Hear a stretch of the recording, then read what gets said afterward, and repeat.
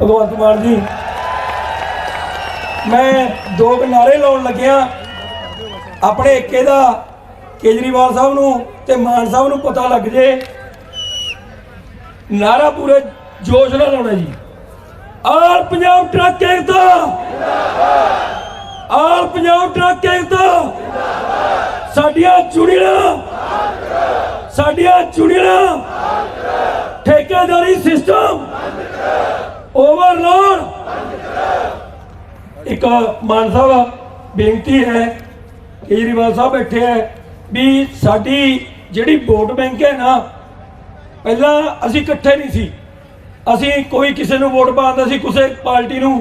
Captain साहब ने union तोड़न तो बाद, बस एक सेकंड आई कि कैप्टन साहब ने यूनियन तोड़न तो बाद असी इकट्ठे होए, साडे ट्रक विके, सानूं लोड़ महसूस हुई। अज साडियां जिले के प्रधान चुन चुके हैं, कमेटियां बन चुकी हैं, पूरे पंजाब की एक कोर कमेटी बन चुकी है जिहड़ी उत्ते असीं एक अज 26वां दिन है बैठे 6 तरीक तो जी 5 तरीक रात नूं आ गए सी। असीं एक फैसला किया मान साहब जो साडे ट्रक्कां दा रोजगार देऊ, सानूं साडियां यूनियनां बहाल करू, ठेकेदारी सिस्टम खत्म करू। साडी 20 लाख वोट है जी, असीं सरकार बनाउण दे विच ते सरकार गिराउण दे विच अहम रोल अदा करांगे। ये गल मान साहब कल जदों पता लग गया, इन्हों प्रशासन राही इंटैलीजेंस राही पता लग गया भी केजरीवाल साहब ने इत्थे होने, तो सानू कल परसों रात को इमीजिएटली मीटिंग बुलाई। जेडे चन्नी साहब नूं तुहानूं जानकारी वास्ते दस दिंदे जी भी कदे टाइम नहीं सी 25 दिनों का, सानू कल 10 बजे मिले 25 मिनट, सानू हत्थ बन के कहा ये धरना चक लो, ये रैली ना होवे, मैं तुहाडियां यूनियनां बहाल कर दूँ। 1.5 घंटा बड़िंग साहब ने भी यही कहा भी इत्थे कोई रैली जाए ना बुलाया जाए, पर उन्होंने लॉलीपॉप सी। मान साहब साडी एक बेनती है भी तुसीं उन्हां वांगू लॉलीपॉप नहीं देना जी, जो कहोगे इत्थे सरकार बनने तो बाद वो प्लीज़ उही गल कह के जानी है। मान साहब ते केजरीवाल साहब ने जो तुसीं कर सकते हो, प्लीज़ ये हत्थ बन के बेनती है। पहला कैप्टन ने गुटका साहब की सौं खाधी सी ते वो किसी भी चीज़ से खरा नहीं उतरिया, तो अज हो रहा हाल थानू पता है। असी ऐसे मान साहब ऐसे रोड से इतने घेरिया 40 मिनट तो वही कार से मैं चढ़िया सीगा। बस बस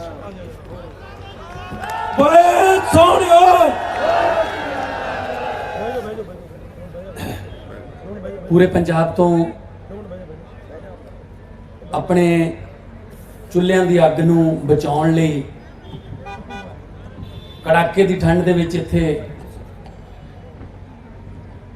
25 दिनों तो मंगा मनवाउण लई बैठे ट्रक ऑपरेटर्स, उन्होंने परिवार, यूनियनां दे प्रधान, जिन्ने भी तुसीं इत्थे संघर्ष कर रहे हो, सब तो पहले मैं तुहाडा धन्नवाद करदा कि तुसीं सानूं इत्थे बुला के बकायदा तौर पर अपन मंगां दसियां ने। सब तो पहले मेरी फतेह प्रवान कर लियो, वाहिगुरू जी का खालसा वाहिगुरू जी की फतेह। भाई साहब कह रहे सी कि चन्नी ने सानू आ कहा, कैप्टन ने सानू आ कहा। मैं दसना चाहना असीं वो गल कहंदे ही नहीं जिहड़ी कर नहीं सकते, तो वो गल करते हैं जिहड़ी गल कह दी होवे। ये गल दा मैं गारंटी देना। घर घर रोजगार देने दी गल्लां करके नवे रोजगार तक ही देने सी, जिहड़े आप रोजगार तुसीं करदे सी वो भी खोले गए हैं। मेरे को बहुत सारे ट्रक यूनियन के प्रधान, ट्रकों वाले मालिक आते रहते हैं संगरूर। मैं बहुत बारी बोलिया भी हाँ रैलियां, तो मैं एक तुहानूं बड़ी जज्बाती गल दसदा। एक पिंड दे विच मैं चला गया रैली करन, एक बजुर्ग आया, वो कहता पुत्त मैं तेनों घरे लेके जाना है, एक चीज़ दिखानी है। मेरी बांह फड़ी उन्हें, क्योंकि असी तो आम थोड़े चो ही हाँ, साड़ी तो बांह फड़ सकते हो तुसीं। ਬਾਂਹ ਫੜੀ ਤੇ ਘਰੇ ਲੈ ਗਿਆ। ਵੱਡਾ ਘਰ ਸੀਗਾ, ਇੱਕ ਟਰੱਕ ਇੱਧਰਲੀ ਕੰਧ ਨਾਲ ਖੜਾ, ਇੱਟਾਂ ਤੇ ਪੈਰ ਉਤਾਰ ਦਿੱਤੇ ਗਏ। ਇੱਕ ਟਰੱਕ ਇੱਧਰਲੀ ਕੰਧ ਨਾਲ ਖੜਾ ਤੇ ਇੱਕ ਟਰੱਕ ਤੋਂ ਦੂਜੇ ਟਰੱਕ ਤੱਕ ਰੱਸੀ ਨਾਲ ਕੱਪੜੇ ਟੰਗਣ ਵਾਲੀਆਂ ਤਣੀਆਂ ਬਣਾਈਆਂ ਹੋਈਆਂ ਸੀ। ਕਹਿੰਦਾ ਪੁੱਤ ਆ ਇੰਨੇ ਲੱਖਾਂ ਦਾ ਸਾਡਾ ਜਿਹੜਾ ਟਰੱਕ ਨੇ, ਇਹ ਕੱਪੜੇ ਸੁਕਾਉਣ ਵਾਲੀਆਂ ਤਣੀਆਂ ਬਣ ਕੇ ਰਹਿ ਗਏ। ਉਹਦੀਆਂ ਅੱਖਾਂ 'ਚੋਂ ਅੱਥਰੂ ਆ ਗਏ। ਸੋ ਸਰਕਾਰਾਂ ਹੁੰਦੀਆਂ ਨੇ ਰੋਜ਼ਗਾਰ ਦੇਣ ਵਾਸਤੇ, ਸਰਕਾਰਾਂ ਰੋਜ਼ਗਾਰ ਖੋਹਣ ਵਾਸਤੇ ਨਹੀਂ ਹੁੰਦੀਆਂ। ਜਿਸ ਤਰ੍ਹਾਂ ਹੁਣ ਦੱਸਿਆ ਗਿਆ ਹੈ ਠੇਕੇਦਾਰੀ ਸਿਸਟਮ ਜਾਂ ਜਿਹੜੀ ਲੁੱਟ ਹੁੰਦੀ ਹੈ, ਮੈਨੂੰ ਪਤਾ ਹੈ। ਮੈਂ ਤਾਂ ਬਹੁਤ ਜਦੋਂ ਜਾਂਦੇ ਹਾਂ, ਮੈਂ ਟਰੱਕਾਂ ਦੇ ਪਿੱਛੇ ਲਿਖਿਆ ਹੋਇਆ ਵੀ ਪੜ੍ਹਦਾ ਹੁੰਨਾ, ਬੜਾ ਕਈ ਵਾਰੀ ਦਰਦ ਭਰਿਆ ਵੀ ਲਿਖਿਆ ਹੁੰਦਾ ਹੈ ਕਿ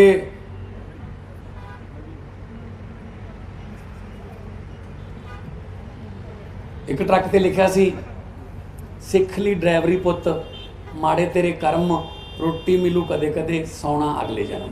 ਬਿਲਕੁਲ ਸੱਚੀ ਗੱਲ ਹੈ।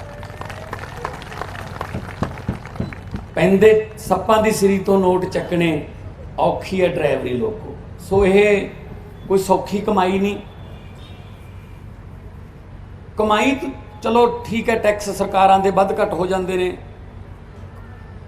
ਕਰਦੇ ਹਾਂ ਆਪਾਂ, ਪਰ ਜਿਹੜੀਆਂ ਬੇਇੱਜ਼ਤੀਆਂ ਹੁੰਦੀਆਂ ਨੇ, ਇੱਥੋਂ ਕਲਕੱਤੇ ਤੱਕ ਜਾਣਾ ਹੈ, ਜਿੱਥੇ ਮਰਜ਼ੀ ਪੁਲਿਸ ਵਾਲਾ ਘੇਰ ਕੇ ਥੱਪੜ ਮਾਰ ਦਿੰਦਾ। ਜਿਹੜੀ ਆਹ ਸਾਡੀ ਅਣਖ ਹੈ ਉਹ ਵੀ ਬਹਾਲ ਕਰਨੀ ਹੈ, ਇੱਜ਼ਤ ਵੀ ਬਹਾਲ ਕਰਨੀ ਹੈ।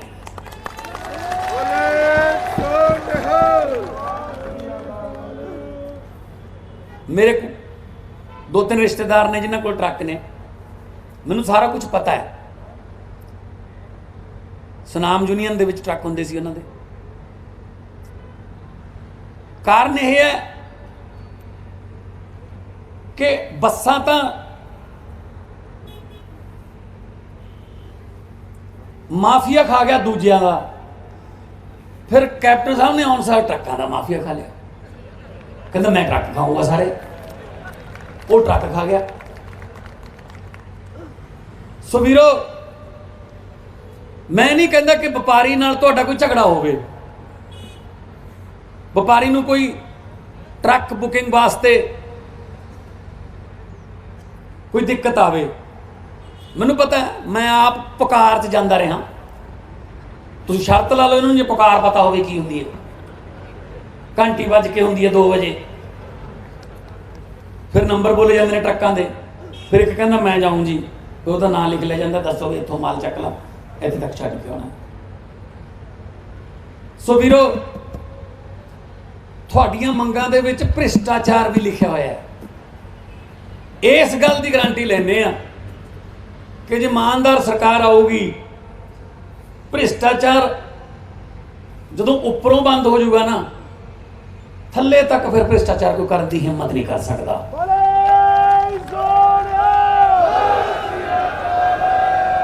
ਆਪਾਂ ਖੇਤੀ ਵਾਲੇ ਆ, ਜ਼ਿਆਦਾਤਰ ਖੇਤ ਪਾਣੀ ਲਾਉਂਦੇ ਆ, ਖਾਲ ਦੇ ਵਿੱਚੋਂ ਖੱਡ ਪੈ ਜਾਂਦੀ ਹੈ, ਬਾਹਰੋਂ ਜਿੰਨੀਆਂ ਮਰਜ਼ੀ ਅੱਡੀਆਂ ਮਾਰ ਲਓ, ਖੱਡ ਬੰਦ ਨਹੀਂ ਹੁੰਦੀ। ਅੱਡੀ ਮਾਰੋਗੇ ਬਾਹਰੋਂ, ਖੱਬੇ ਪਾਸੋਂ ਨਿਕਲੇਗੀ, ਉੱਥੇ ਮਾਰੋਗੇ ਸੱਜੇ ਪਾਸੋਂ ਨਿਕਲੇਗੀ। ਜਿੰਨਾ ਚਿਰ ਅੱਡੀ ਖਾਲ ਦੇ ਅੰਦਰ ਨਹੀਂ ਵੱਜਦੀ ਨਾ, ਉਹ ਖੱਡ ਬੰਦ ਨਹੀਂ ਹੁੰਦੀ। ਖੱਡਾਂ ਤਾਂ ਆ ਬੈਠੀਆਂ ਨੇ ਚੰਡੀਗੜ੍ਹ, ਆਪਾਂ ਬਾਹਰਲੀਆਂ ਖੱਡਾਂ ਤੇ ਗਾਲਾਂ ਕੱਢੀ ਜਾਂਦੇ ਉਹਨਾਂ ਨੂੰ। ਉਹਨਾਂ ਦਾ ਕੀ ਕਸੂਰ ਹੈ? ਉਹਨਾਂ ਨੂੰ ਤਾਂ ਹਫ਼ਤੇ ਮਹੀਨੇ ਬੰਨੇ ਹੋਏ ਨੇ, ਇੱਥੇ ਆਉਂਦੇ ਆ ਸਾਰਾ ਕੁਝ। ਆਪਣਾ ਸੱਪਾਂ ਨਾਲ ਵਾਹ ਪੈਂਦਾ ਖੇਤਾਂ 'ਚ।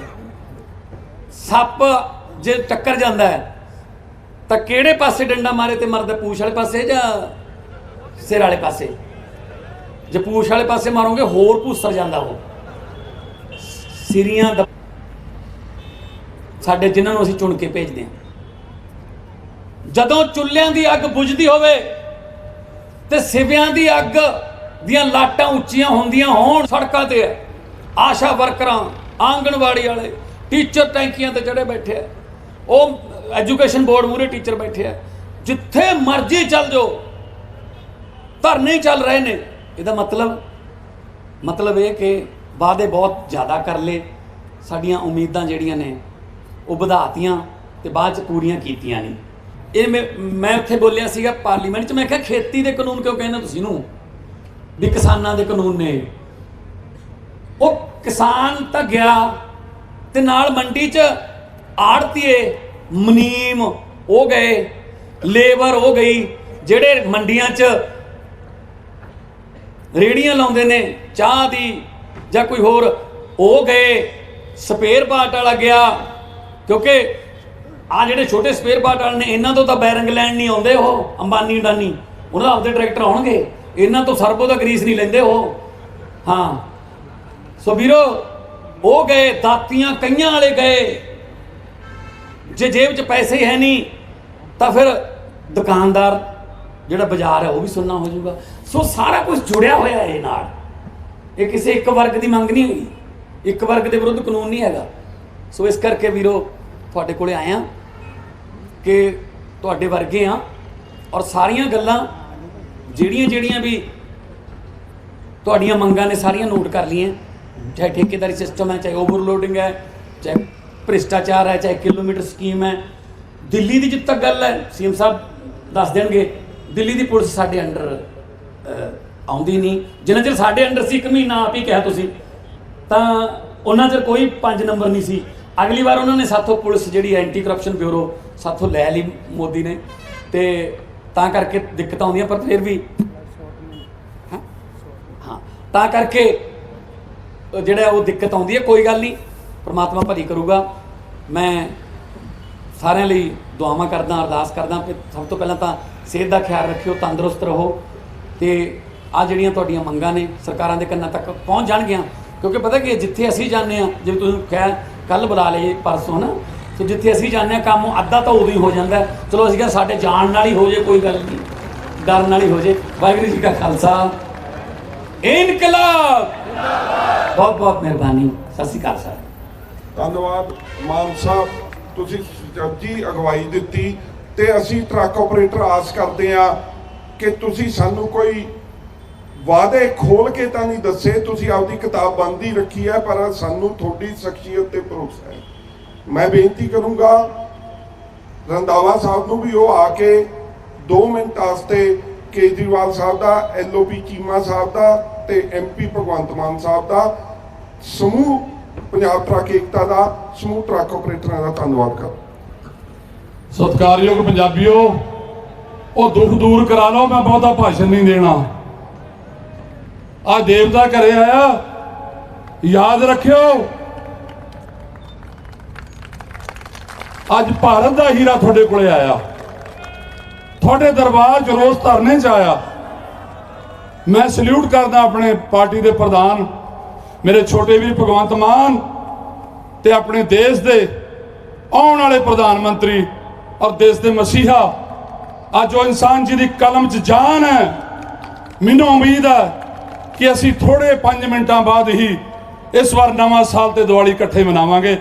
ਧੰਨਵਾਦ, ਸਤਿ ਸ਼੍ਰੀ ਅਕਾਲ।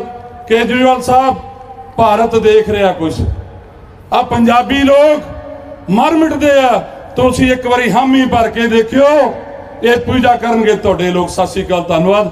ਜੈ ਜਨਤਾ, ਜੈ ਕਿਸਾਨ, ਆਵਾਮ, ਆਵਾਜ਼ ਦੋ, ਆਵਾਜ਼ ਦੋ। ਵਾਹਿਗੁਰੂ ਜੀ ਕਾ ਖਾਲਸਾ, ਵਾਹਿਗੁਰੂ ਜੀ ਕੀ ਫਤਿਹ। ਬੋਲਣਾ ਤਾਂ ਮੈਂ ਵੀ ਸੀਗਾ, ਪਰ ਸਮੇਂ ਦੀ ਬਹੁਤ ਘਾਟ ਹੈ। ਮੈਂ ਬੇਨਤੀ ਕਰੂੰਗਾ ਕੇਜਰੀਵਾਲ ਸਾਹਿਬ ਨੂੰ, ਉਦੋਂ ਪਹਿਲਾਂ मैं 2 गल्लां केजरीवाल साहब के ध्यान च लियाना चाहना। केजरीवाल साहब, हम ट्रक ऑपरेटरों के साथ अति का शोषण किया जा रहा है इस भारत में।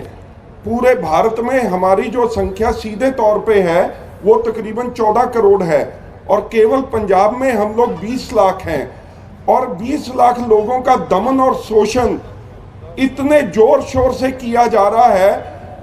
72 सालों से हमारा दमन और शोषण हो रहा है।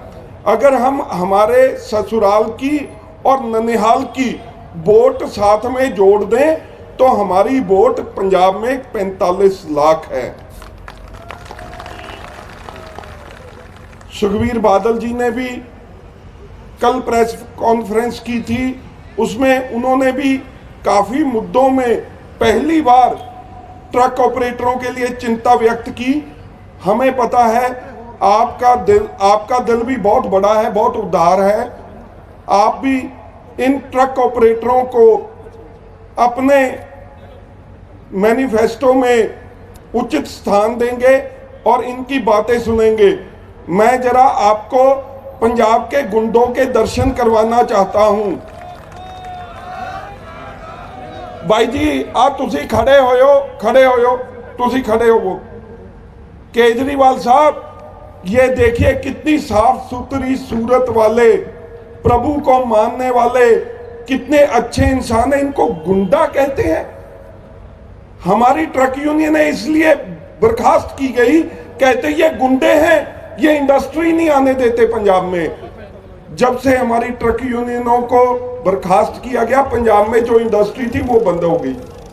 इंडस्ट्री वाला और व्यापारी अपने माल की सेफ्टी चाहता है, सिक्योरिटी चाहता है, इसलिए वो ट्रक यूनियनों से माल की ढो ढुआई करवाना चाहता है। समस्या कहाँ है?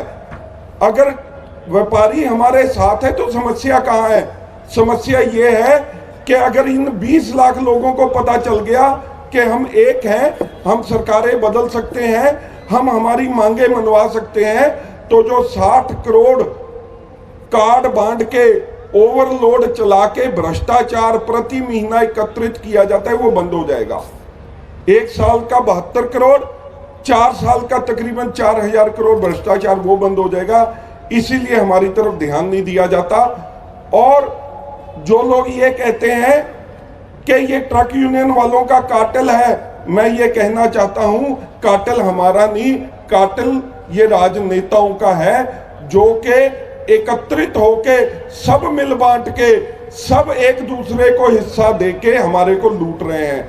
आशा है, आपसे निवेदन है कि आपके दिल्ली में बहुत ज्यादा गैर कानूनी यार्ड जो फाइनेंसरों द्वारा बनाए गए हैं, हमारा ट्रक यहाँ से दिल्ली जाता है, बिना कोर्ट के ऑर्डर के फाइनेंसरों के गुंडे वहाँ ट्रक को पकड़ के अपने यार्डों में लगा लेते हैं।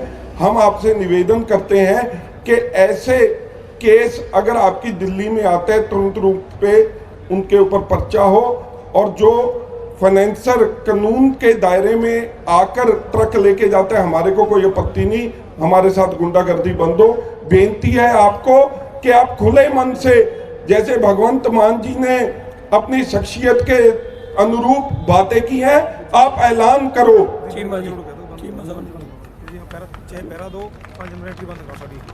आपको बेनती है हमारे ट्रक ऑपरेटरों से जो 5 नंबर वाले एंट्री लेते हैं, रिश्वत लेते हैं, कृपया करके उसके लिए भी आप दिल्ली में पुरजोर आवाज उठाइए। भले ही दिल्ली पुलिस आपके साथ ना हो, पर जनता आपके साथ है। आपके जो वॉलंटियर हैं वहां पे खड़े हो जाएं और उनकी 5 नंबर वालों की गुंडागर्दी बंद कराएं, तो हमारे मन में आपके प्रति आदर सत्कार और बढ़ेगा। कृपया करके पधारें अरविंद केजरीवाल जी।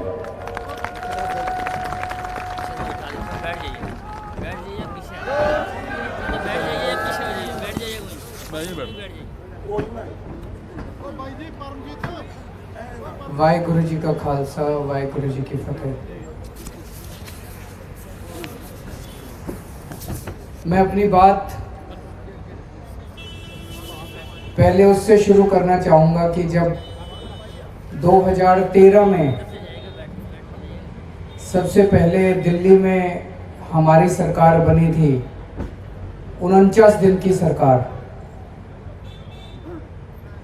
उस 49 दिन की सरकार में दिल्ली में भ्रष्टाचार कम नहीं हुआ था, खत्म हो गया था, बिल्कुल खत्म हो गया था भ्रष्टाचार 49 दिन की सरकार में। कैसे खत्म हुआ? आप लोगों को याद होगा, जैसे ही हमारी सरकार बनी मैंने ऐलान किया था कि अगर कोई किसी से रिश्वत मांगे, कोई भी अफसर, तो मना मत करना, अपना मोबाइल फ़ोन निकाल लेना, उसको रिकॉर्डिंग पे लगा लेना और वो रिकॉर्डिंग मेरे को भेज देना। मैंने अपना व्हाट्सएप नंबर जारी कर दिया। 49 दिन के अंदर मैंने 32 अफसर जेल भेजे थे।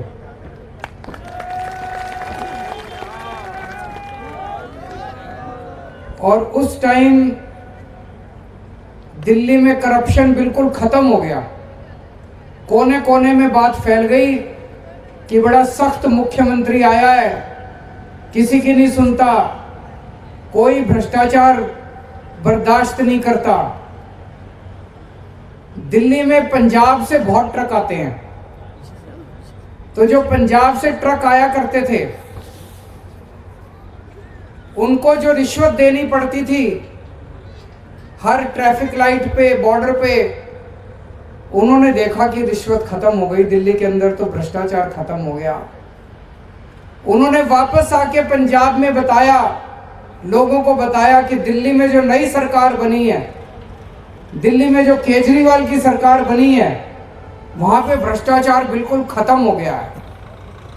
और आप ट्रक वालों ने जो पंजाब में वापस आके बताया, उसका नतीजा था कि अगले लोकसभा चुनाव में पंजाब के लोगों ने हमें 4 MP की सीट दी थी। उनको लगा ये सरकार बड़ी शानदार है।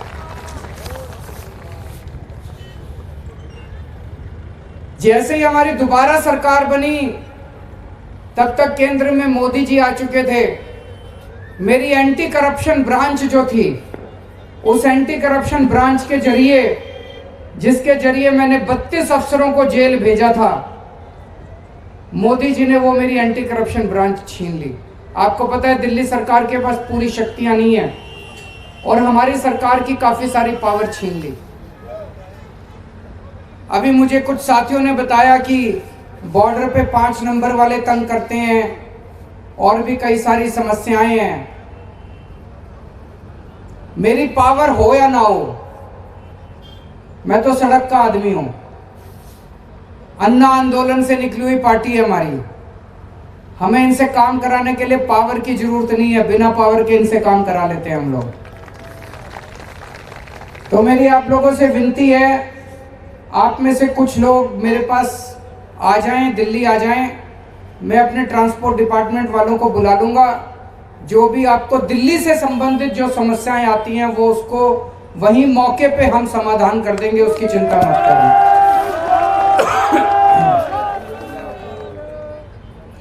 अब आते हैं पंजाब की समस्याओं पे। मैं आज राजनीति करने नहीं आया, मैं आपका छोटा भाई बन के आया हूं।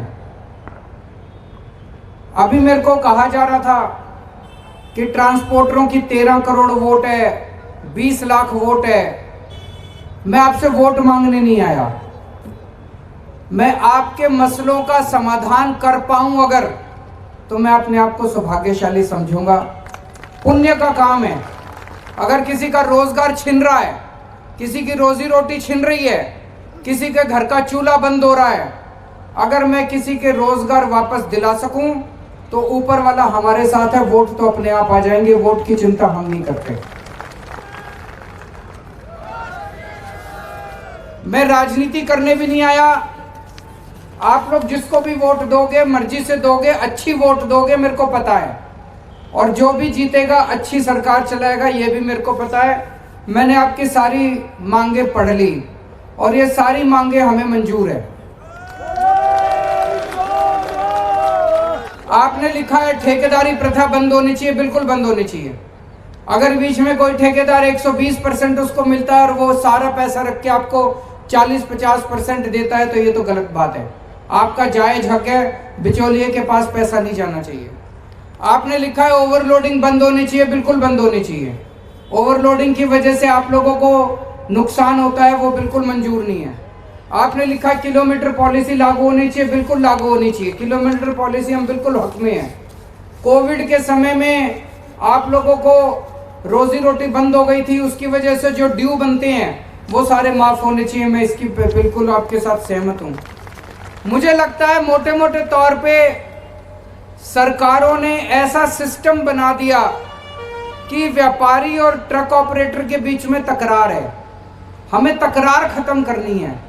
व्यापारी की भी रोजी रोटी चलानी है, ट्रक वालों की भी रोजी रोटी चलानी है।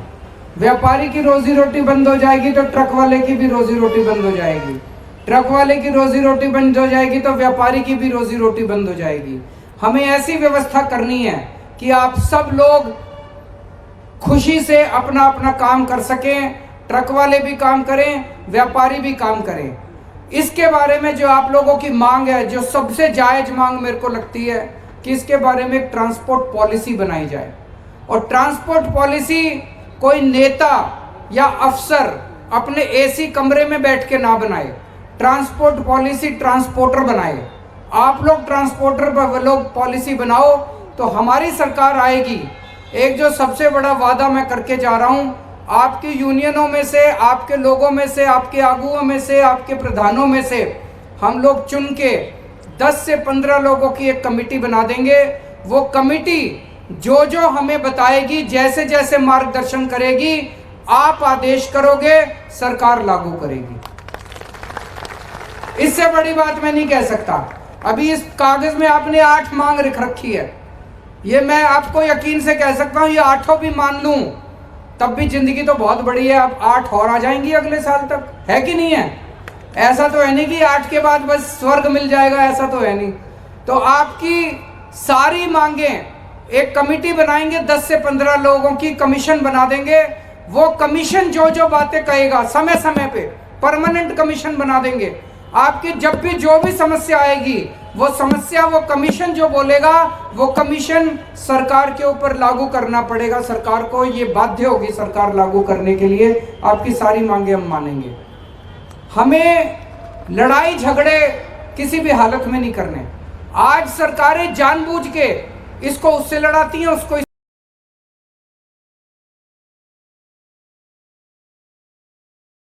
दिल्ली में भी मैंने इस किस्म की राजनीति नहीं करी। आज दिल्ली के अंदर 5 साल सरकार चलाने के बाद पहली बार 67 सीट मिली, दूसरी बार 62 सीट मिली। क्यों? क्योंकि दिल्ली के लोगों का प्यार मिला है मेरे को। दिल्ली के लोग मेरे को प्यार करते हैं। दिल्ली के लोगों के मसले सुलझाए हैं मैंने। अच्छे स्कूल बनाए, अच्छे अस्पताल बनाए, अच्छी बिजली दी, अच्छा पानी दिया। पहले जो बीजेपी को वोट देते थे, दिल्ली को बीजेपी का गढ़ माना जाता था, जो बीजेपी को कांग्रेस को वोट देते थे, आज वो सारे के सारे आम आदमी पार्टी को वोट देते हैं। सारे पलट गए, सारी पार्टियां साफ हो गई, केवल आम आदमी पार्टी बची है।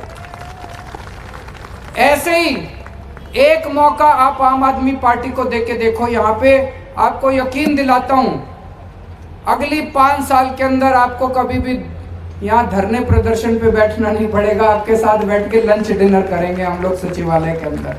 आप सब लोगों का बहुत बहुत शुक्रिया, इतना मान सम्मान आप सब लोगों ने दिया। वाहिगुरु जी का खालसा, वाहिगुरु जी की फतेह। ਅਸੀਂ 2 ਮਿੰਟ ਕੇਜਰੀਵਾਲ ਸਾਹਿਬ ਨੂੰ ਕਹਾਂਗੇ ਵੀ ਇੱਥੇ ਹੀ ਖੜੇ ਰਹੋ, ਸਾਰੇ ਭਰਾ ਇੱਥੇ ਹੀ ਖੜ ਜਾਣ। ਸਾਡੀ ਆਲ ਪੰਜਾਬ ਟਰੱਕ ਏਕਤਾ ਕਮੇਟੀ ਦੇ ਸੁਖਵਿੰਦਰ ਸਿੰਘ ਜੀ ਬਰਾੜ ਸਾਹਿਬ, ਅਜੇ ਸਿੰਘਲਾ ਜੀ, ਇੰਦਰ ਸੋਢੀ ਜੀ, ਅਮਰਿਤ ਕਲੇਰ ਜੀ, ਗੁਰਨਾਮ ਸਿੰਘ ਜੀ ਜੌਹਲ, ਮੁਖਤਿਆਰ ਸਿੰਘ ਜੀ ਕੰਬੋਜ, ਮਨਜੀਤ ਸਿੰਘ ਜੀ, ਅਮਨ ਮੌੜ ਜੀ, ਗੁਰਮੀਤ ਕਲੇਰ ਜੀ ਤੇ ਦਾਸ ਹਰਪ੍ਰੀਤ ਸਿੰਘ ਗਿੱਲ, ਬਹੁਤ ਬਹੁਤ ਸਾਰਿਆਂ ਦਾ ਧੰਨਵਾਦ ਕਰਦੇ ਆ। ਸਾਰੇ ਟਰੱਕ ਆਪਰੇਟਰਾਂ ਦਾ, ਟਰੱਕ ਮੈਂਬਰ ਸਾਹਿਬਾਨਾਂ ਦਾ, ਸਾਰਿਆਂ ਦਾ, ਟਰੱਕ ਵੀਰਾਂ ਦਾ ਅਸੀਂ ਧੰਨਵਾਦ ਕਰਦੇ ਆ। ਤੁਸੀਂ ਸਾਰੇ ਇੱਥੇ ਆਏ। ਭਾਈ ਜੀ ਸਾਰੇ ਜਾਣੇ ਇੱਕ ਵਾਰ ਹੱਥ ਖੜਾ ਕਰਕੇ ਇਹ ਐਲਾਨ ਕਰ ਦਿਓ ਕਿ ਜੋ ਸਾਡੀਆਂ ਮੰਗਾਂ ਮੰਨੂਗਾ, ਜੋ ਸਾਡੇ ਦੁੱਖੜੇ ਸੁਣੂਗਾ, ਅਸੀਂ ਉਹਦੇ ਨਾਲ। ਇੱਕ ਵਾਰ ਹੱਥ ਖੜੇ ਕਰੋ, ਬੋਲੇ ਸੋਨਿਓ।